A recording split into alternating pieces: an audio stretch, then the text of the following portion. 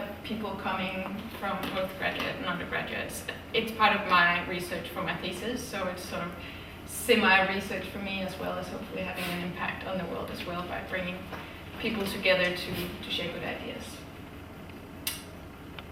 Okay, so my name's Mark. I know pretty much everybody here, and I'm here for two reasons. One, to support Anne, because I think the work she's doing here is really awesome, and it's something very creative, and it's great to see it taking blossom here. And also to support Akira, because I had the pleasure of volunteering during this past Golden Week up in Tohoku with Nikkei Youth Network. So very much inspired by the work that you guys are doing as well. So glad to kind of help bring those two together. Yeah, my name is Nelson. I pretty much everyone knows me. And well, like I have like basically I think that three reasons. Like I'm very interested in learning the methodology that we use, because I think I can use this for other settings. So I think that's important for me.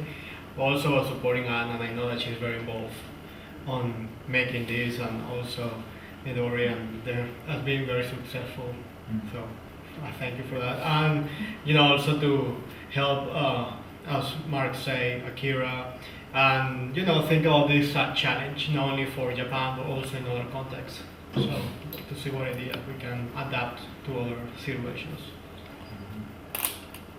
My name is Jay, and basically I'm here with Akira-san here, because we're trying to launch a new project in Tohoku right now, and a lot of things are changing, a lot of things are shifting from normal volunteering, as in removal of debris and things you can see, into the more intangible realm of things, and we really need a lot of input and help, and just get a lot of people's opinions, and so we're hoping to get that from just many sources, and we think this is a great avenue to explore, to do that.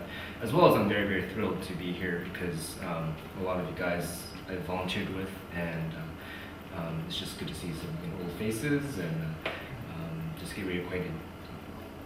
Thank you. I'm here today because I want to go to Wakayama.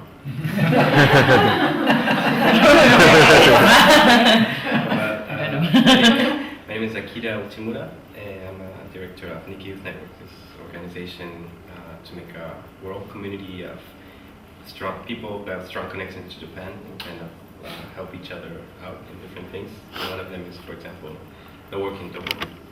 And I'm here today because I've been seeing how OpenIDEO works online, and how Anne is related to it, and really open to new ideas, or more open, different points of view on how we can do things in Tohoku, in our organization, and just to kind of share and play with different thoughts, different views on what we can do. My name is Ken Uchimura. I'm Akira's brother. To be honest, I only found out about this around 2 hours ago. To be honest, well, of course I want to, help out as much as I can. So when he told me that if I wanted to come, even though I didn't know anybody very well, I thought it was a good opportunity to meet people, and as well try to see from where I can start. We just came to Japan. Helping out. Nice. Yeah. Oh wow! So that's basically it. I'm really sure what I can say right now. So. My name's Taylor. I am interested in sustainability issues, especially waste. And I'm here to support Anne, and also I'm just interested in kind of innovative ideas that come out of disaster situations. So it'd be cool to see what happens as a result of a disaster up there. My name is Raul. I'm here to learn more about the projects and volunteer that happen after what's happening here now in Tohoku as well. And my interest is on the youth empowerment. My name is Oriel, and I'm here to support Anne, and also to learn more about how OpenIDEO works. I missed the first one because there was a lot of exam pressure last term. It's changing, so I'm glad it's now early in the term. So I'm here to learn and see what I can contribute as well. My name is Karen, and I'm International Relations and Development Studies major at ICU. And I'm here today because Jay invited me, Mark over there, and Jay. And it was with Jay Jay, that I managed to go to Kisenuma last week to volunteer. And I heard about this. I thought it'd be a great opportunity to hear what other people have and what opportunities they have to support the people there. Hi, my name is Midori. I'm an undergraduate student studying psychology and art history. So this kind of topic is quite new for me.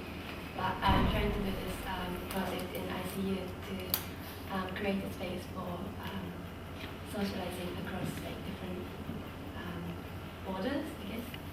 So and this is how I met Anne and started this OpenIDEO. So I really enjoy doing OpenIDEO workshops. So that's why I came. Hi, I'm Lydia, and very excited to be involved with OpenIDEO again. Love supporting the hub, and love working with Nikkei Network. So,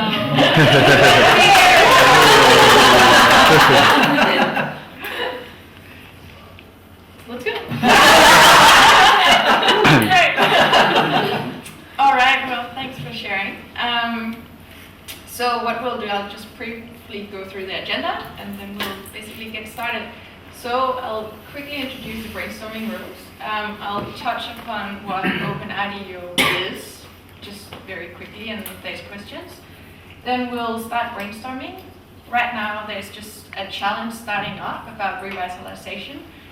So we'll start by looking at sort of overall revitalizing of cities, of areas. It can be on a more sort of global level, but also in Japan. And then Nikkei Youth Network is working on a very exciting project right now in Kisenuma that they would like our feedback and ideas on. So we'll do that afterwards. And then in the end, we'll just do a little bit of a checkout and a vote as well and see what ideas are actually the best ones that we would like to take forward, either in real life and try to implement it, or if we want to upload it to OpenIDEO and get feedback from around the world and see how far we can actually push it online. So that's it. So just a little quick review on the brainstorming rules before we get started. Rules are very, very harsh and tough, but it's just to keep us being creative, and it's not my role to be the judge here. Everyone can say, you guys, we need to stay on topic, which is one of the rules. So sometimes ideas and ideas sort of goes a little bit off track, or people start to split up in different groups, and if I have a good idea, I try to say, oh Mark, but you know, if we did this and that, and then there's another conversation going on at the same time over there, and then we're missing out. So one of them is one conversation at a time that allows other people to actually think and listen, and then we can contribute. The next one is stay focused on topic. So that's exactly what I said. When we are discussing something, it's often around a specific question. So even if you think about something that you think is a brilliant idea that is not on topic, just write it down and we'll get back to it. So it doesn't get lost. Write it down, but keep it aside so you don't sidetrack other people. So we try to stay on topic. Be visual. One of the things we'll be doing is writing down our ideas on post-it notes or on paper. And when we have about 100 ideas, it can be a little bit hard to actually remember what exactly was this idea. But if you make a little sketch, it doesn't have to be any kind of artwork, but just something that reminds you what exactly was this. So it could be stickman, a little bit of guidance that makes it easy for us to remember a lot of ideas quickly.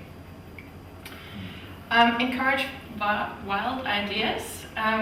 Basically, no idea is stupid, because even if I said, well, I think we should build snowmen on Mars, it might actually inspire somebody else to say, well, you know, it's too hot up there, but we could build something else on Mars. I know this is far out. But when people hear ideas, they often start building on top of each other's ideas, and that is what we want. So even if you have a crazy idea, say it out loud, and then other people can maybe make it even more realistic. In the end, we need to make votes, so strange, crazy ideas might not get selected, but they have inspired something that is even better.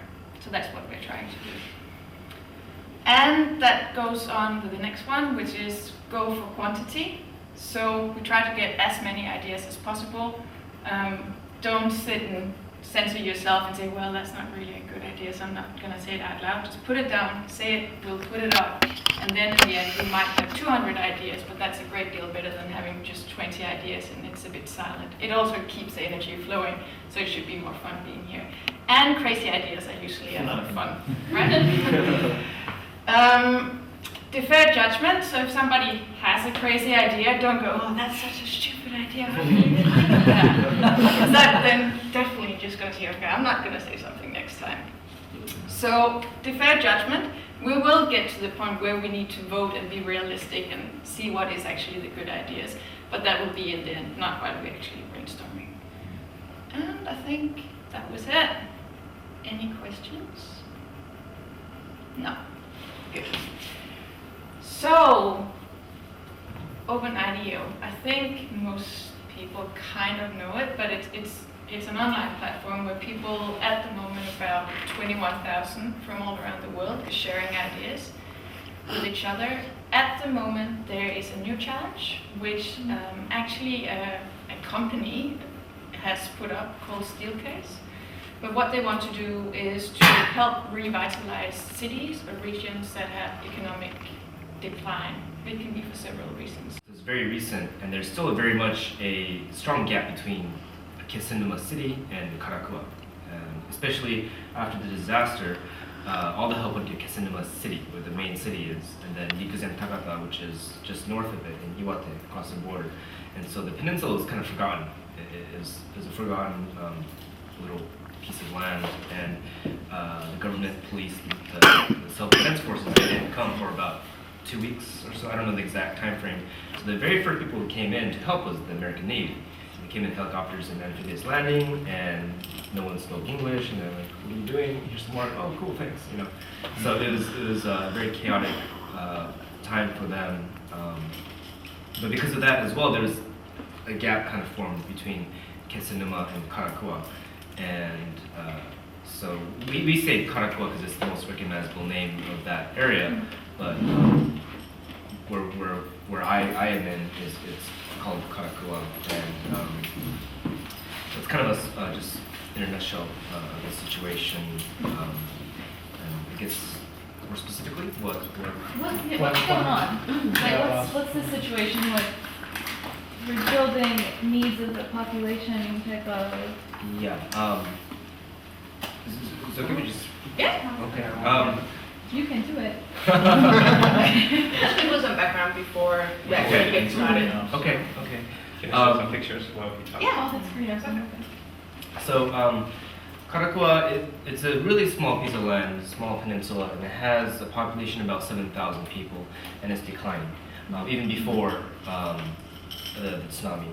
And so I think the issue of this revitalizing is very much applicable to this area even before the tsunami. But basically, the tsunami accelerated that even more, and there have been economies in little towns that totally got wiped out. I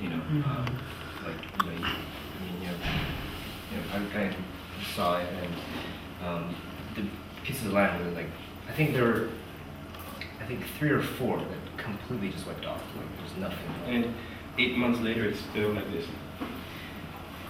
Can I ask? Is that like the economy there, like fish industry? The main it's mainly driven by fishing, and specifically oyster and scallop farming. But they still do like a lot of seaweed, a lot of small fish. I don't know what they're called specifically, and they sell that to the main Kesennuma area, and they use like a lot of bait fishing, I guess you'd call it. They catch the small fish and they use that to fish like big katsuo, tuna, and that kind of stuff. So basically, all the young people not all, but a lot of the young people left the area because of the tsunami. Jobs were destroyed. So there's just a lot of older folk trying to revitalize their businesses and homes and economy as well. And at the same time, there's big gap between this region is kind of hills and bays. So there's many houses which are white totally, and right beside it there's a hill and there's people on top who didn't lose anything, but can't work anymore. So that means there's half of the population who's receiving support from the government, and half of them who aren't. And that makes a strong break between the people living there. Like, oh yeah, you have your house, so that's good for you. And people living in the house say, oh yeah, good, you're receiving support. Why are you eating sushi today in the restaurant? And there's this kind of not jealousy, but resentment. Yeah.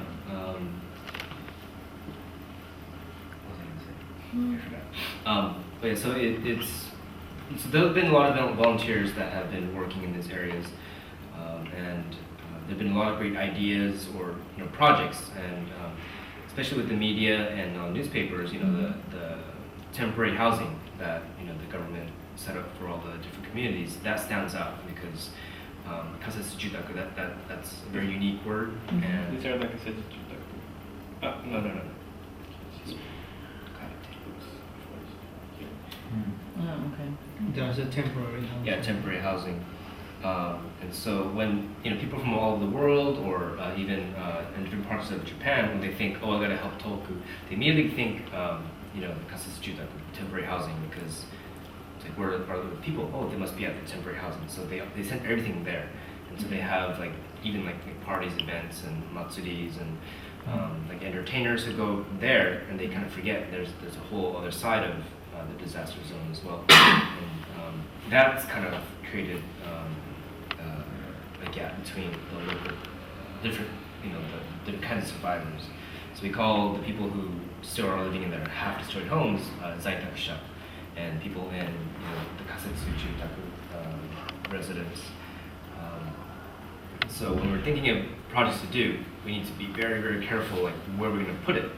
We can't put it on the property because there are event spaces at the kasetsu area too. And that's the most easiest place to go. It's all kind of set up for accepting, events and different kind of things. But when you do that, it's really people can't go. Other people can't go because it's like, oh no, I can't go there. They're gonna look at me funny, or I have a house.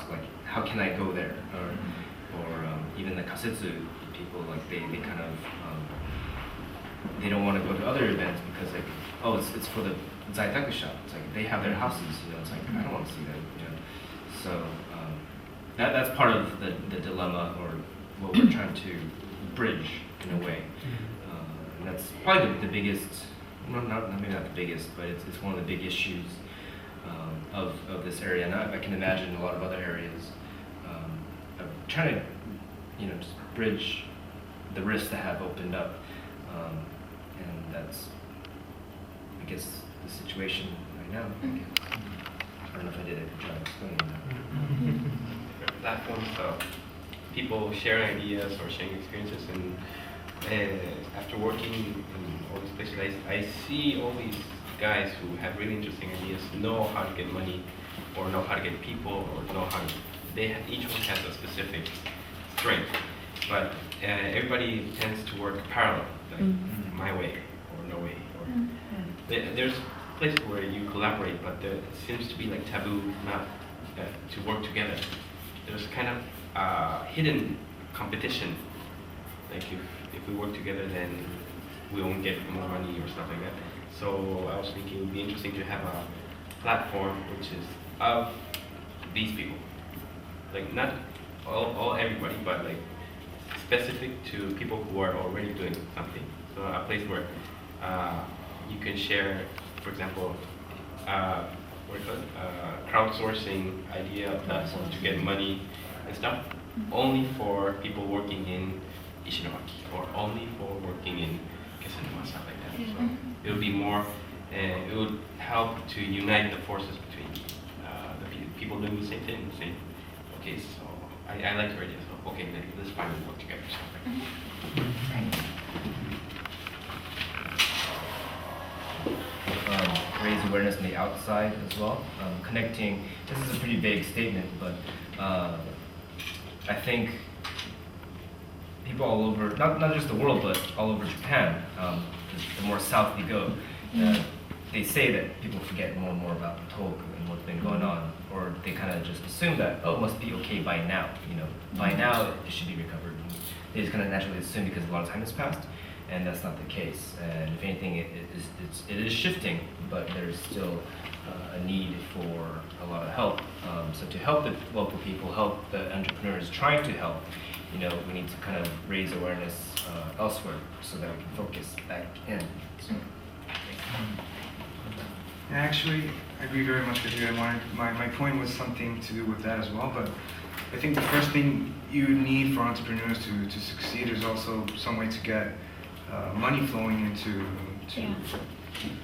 the location. So my idea would be to have like a platform where, as you said, you can show the world what's really happening right now. Because, for example, a good example is that in Chile, the information that we were getting about Japan lasted very, very short. I mean, we were trying to do some projects to raise money for Japan, but after some time passed by, the government was not that interested anymore in helping us out, because they said, you know what? The news that we were getting was how fast Japan was recovering. So a lot of the times, people in Chile were like, yeah, I mean, it's been a few months. They're probably okay by now. They don't see the reality.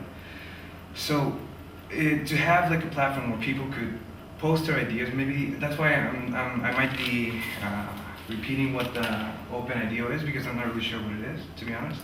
But it would be to have like independent donations from anybody who logs into the website and see, all right, the youth and, let's say, the Nikkei Foundation or any idea that you might come up with doesn't have to be funded by the government. Anybody who thinks this is a good idea can say, okay, you know what, let's support this and let's start flowing money into that idea. And once it reaches, whatever the goal was of how much money it's needed to get the idea, just, get money from there. So. I think I can build on that.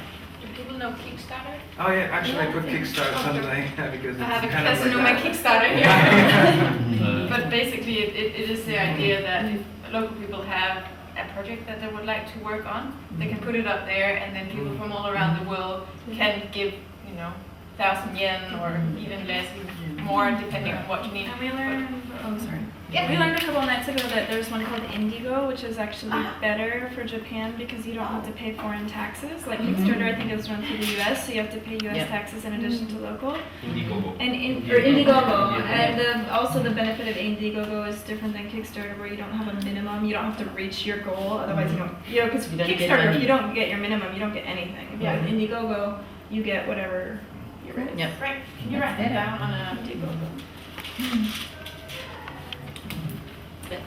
Basically, lobbying regional governments, I don't know how government works here in Japan, but just to get them to discount rates and services. It sounds boring, but you do that in the affected area. You're providing an incentive for entrepreneurs to operate in those areas, and that works as a support to them because they don't have to pay high rates, and rates are high in Japan. I've seen that from your rent bills. I haven't seen your rent bill, I'm just saying your rent bill. So it's just an idea of just basically reducing it as an incentive. So whatever ideas are generated is a further incentive to start those ideas in that region, because what you need are jobs. You can't get a cultural or entertainment going unless you still have people living there. They won't live there unless they can work there, and how they're going to work there. So make it easier for them to work there. So that's a very bad light bulb and tap. We're thinking about doing a case competition now, and I've done case competitions in the past with students or on specific issues. So if you could launch a global case challenge for students who are interested in participating in a challenge, it was a specific challenge, not general, but there was a problem that could be defined by the community, so it wasn't too vague of an idea or something to go after, and then the solution could be underwritten by companies who have been active in the area and who would like to get their business back, who would like to revitalize the community, and who'd be willing to actually support financially whatever the idea was that came out of it. I think that you could probably get a lot of universities in play in teams to tackle something like that. Oh, I was thinking maybe trade between fish and spaghetti, but this is just going a little further, meaning that people need money, Yes. but they don't have money. But if we could make somehow a way where instead of money they could use something else to get what they need, then You mean like a trade? people need houses, and architects need to test their houses or show their new designs, and like they could have that place to build their new houses. I mean, build a new design and people could live there. Depends on how good the designer is. Well, you have, I was saying before, you have Italian chefs are sent to Kesennuma or Tohoku to reinvent new dishes, looking local produce, so making new fish dishes, and all these new dishes is made into a new cookbook about pasta, and that the revenue from that cookbook could both help the locals make better dishes with pasta, but it's also just a crazy book project that can sell and be a story in itself, but you can also get new ideas about how to cook pasta. And maybe we open a special restaurant in Kesennuma, and that needs to have a 3-star Michelin. Maybe the difference between those that lose their houses and those that have the houses. So as a way of bridging the gap, find a project that they can work together, and it doesn't have to be anything related with real construction at all. It can be like a theater play or something, that they can, or like a game, and like something that they don't have to think about the situation that they are at the moment, but they can work together as a team.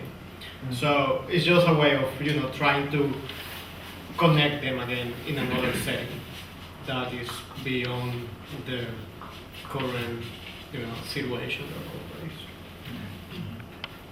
The location, open it there. Customer can be the tourist. Once they come back, customer can be volunteer who go there and meet like this.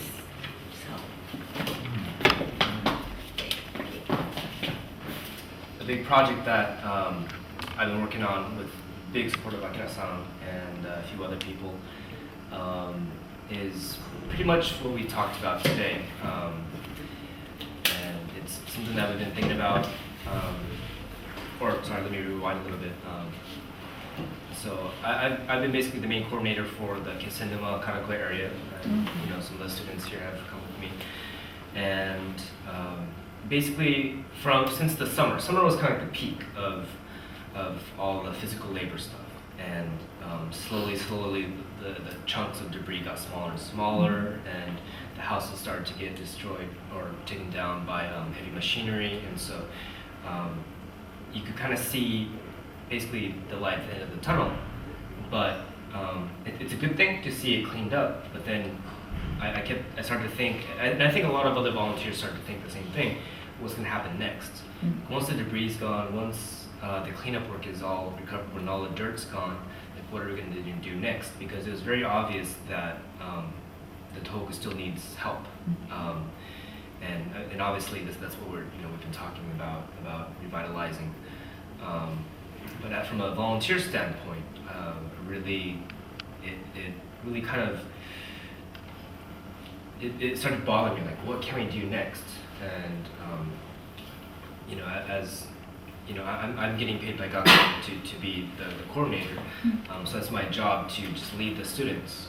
So I don't get paid to think and brainstorm and conceptualize new projects, but I couldn't help but just think what's next. And so that's when Akira-san and I had lunch together one time, and basically Akira-san asked me, so how things are going? And I'm like, oh, they're great. And then as we started talking, like things just started coming out, like, oh, I wish we could do this, we should do that, blah blah blah. And then it became like a huge venting session, and basically I just like peppered Akira-san with a bunch of stuff, and then Akira-san just like snapped back at me and was like, well, why don't you do it? And I'm like, oh, maybe that's something that I need to think about. And so that was like 2 months ago maybe. And since then we really started to think about what needs to be done, what can we do, things. And basically the answer that we came up with, it's called Project J Station. and that's not for my name. J stands for Japan Station, and basically it's a space. It's a place where people can just get together and unwind and vent and just have fun and kind of forget about, obviously not forget completely, but just relax and exactly what we've been talking about, just having coffee and some of the volunteers, they went to Tono and they would do foot bathing and once you do just like these things where people can relax, they start to vent, and that's where you really start to hear what the people really need. And so I feel like Karakua really needs a space like that too. And so J Station actually has a few different, I guess you would say, purposes. And the main thing is, well, we really want to focus on the cafe aspect right now just because of speed. That's the easiest thing that we can really just start up. And you don't really need much for a cafe, you just need something to serve. And so in this case, some hot coffee and maybe buy some cake somewhere and just give it to them. You don't need a special food handling permit because you're not cooking. It's just something you're just bringing out. So that's something that we could really start really quick. And so the cafe would actually, so in a way, the cafe would double or even triple it would be a multi-purpose space. And once we have the people there, and once we have the people kind of used to going there having fun, they know that the J Station is a place where they can just relax and they enjoy coming, then we can set up workshops. Workshops as in we can provide tutoring sessions, lessons for kids, high school kids. An important thing to think about is the kids, they lost all their study equipment, they don't have maybe the school facilities, or maybe even at home it's not as relaxing to study anymore. So just to be able to offer a place for that. And we have students coming to volunteer, and university students, that's what they do, they study. So I think what better people to teach young kids, not just from an educational standpoint, but an artistic workshop or somehow some kind of creative workshop where you can have like a big coloring session. It's kind of like this, just have mass or a bunch of kids painting together. And I'm an artist myself, and so I can teach like painting workshops. So have guest artists who teach pottery or whatever, music to come in and offer some kind of just a fun event. At the same time, we can have art shows, music, live music events, mini concerts.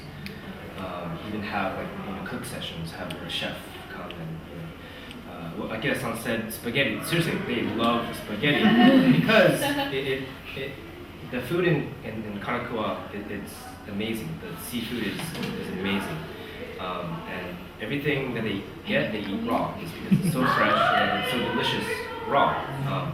But that's almost so traditional that they don't know how to make anything else. And so spaghetti, they love spaghetti. There's no spaghetti shop in Kissimmee.